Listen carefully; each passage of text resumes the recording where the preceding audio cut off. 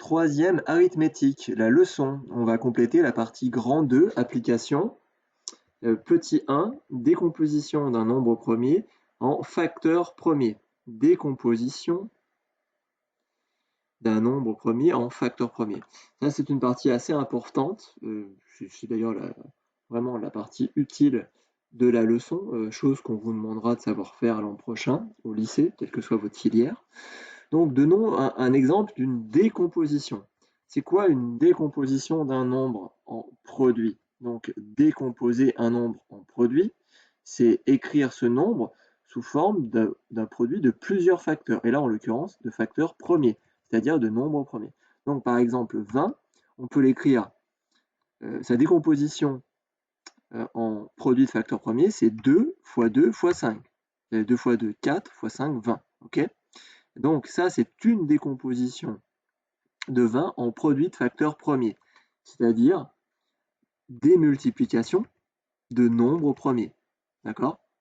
Là, j'ai bien 2 qui est un nombre premier, 2 qui est un autre nombre premier, et 5 qui est un nombre premier. Et on vous dit, en effet, chaque facteur de la décomposition est un nombre premier. Chaque facteur est un nombre premier. C'est quoi une décomposition? C'est ça, vous avez 20 et on le décompose en 3 facteurs. Et ces facteurs sont premiers. Par exemple, les feuilles, quand elles tombent de l'arbre, elles se décomposent en plus petits morceaux. Eh bien c'est ça, vous avez votre nombre et vous allez le décomposer en plus petits morceaux. Et là, on ne va pas faire une addition, on va faire une multiplication. D'accord? Donc, autre exemple, 231, eh bien, on peut le décomposer. Il se décompose en 3 fois 7 fois 11. D'accord? Et puis 125, autre exemple, il se décompose en 3 fois 3 fois 5 fois 5. Donc, on peut aussi introduire dans cette écriture des carrés. D'accord? Donc là, j'ai 3 fois 3, donc ça serait 3 au carré. Et puis 5 fois 5, 5 au carré. Donc, plutôt que d'écrire 225, on va écrire 3 au carré fois 5 au carré. Ok, ce qui nous donne donc 9 fois 25, 125. Ok, propriété, à savoir. Pourquoi? Il y a un truc. Ah oui, eh bien, à savoir. Très bien. Propriété, à savoir. Tout nombre premier peut se décomposer en produit de facteurs. Cette décomposition est unique à l'ordre des facteurs près. Donc, par exemple, là, je pourrais faire 5 fois 3 fois 5 fois 3. Ou là, je pourrais faire 11 fois 3 fois 7. Si on se fiche de l'ordre, ils sont uniques, d'accord? Si c'est des facteurs premiers. Ça veut dire qu'il n'y en a pas d'autres possibles. On ne peut pas trouver et dire ah ouais, mais je pourrais faire avec 7 fois 11 fois 2, ça marchera aussi. Non, elle est unique. Donc, tous les nombres premiers peuvent se décomposer en produit de facteurs premiers. Et cette décomposition est unique à l'ordre près. Alors, méthode.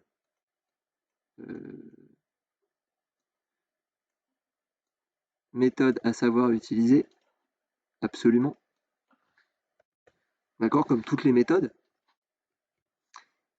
Vous avez l'exercice résolu du livre 7, page 23. Je dirai un mot dessus, je vais peut-être même faire une vidéo. Donc, la méthode pour décomposer un nombre premier en produit de facteur premier. Allons-y, on va prendre l'exemple de 300. Et donc, on va décomposer 300 en produit de facteur premier. Vous allez voir, c'est très très simple.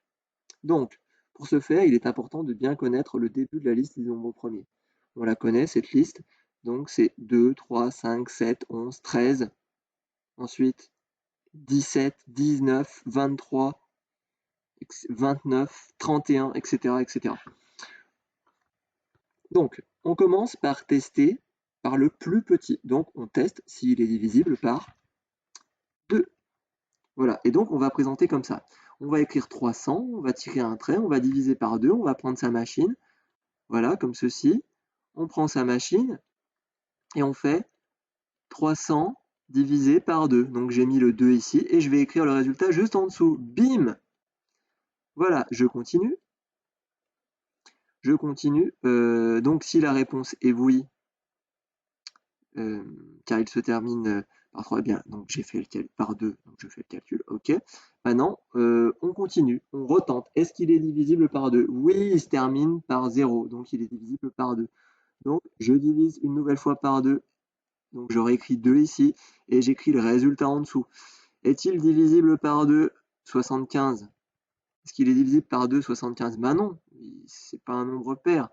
Donc, on va passer au nombre d'après. On recommence en testant 75 s'il est divisible par 2. La réponse est non. Alors, qu'est-ce qu'on fait?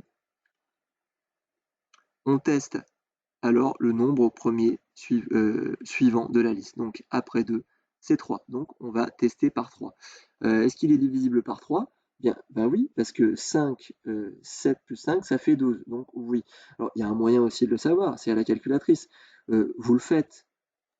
Regardez, par exemple, 75 divisé par 2, vous voyez que c'est pas divisible par 2. Ok, donc je passe à 3, je divise par 3, et hop, il l'est. Pardon, je suis allé trop vite. 25 divisé par 3. Voilà, 25, je l'écris ici. Ok, très bien. Donc là, je reteste. Est-ce que 25 est divisible par 3? Non, vous l'avez vu. Regardez, si je le refais, j'obtiens 8,3333 à l'infini, donc il ne l'est pas. Il y avait un autre moyen de savoir qu'il n'était pas divisible par 3, 25, c'est la somme de ces chiffres. La somme de ces chiffres, ça fait 7, donc il n'est pas divisible par 3.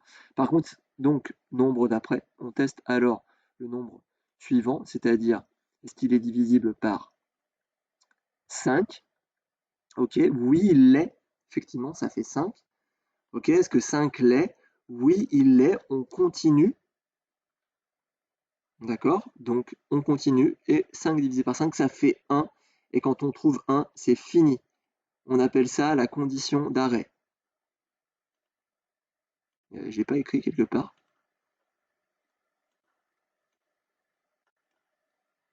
Quand on fait de la programmation algorithmique, on appelle ça la condition d'arrêt.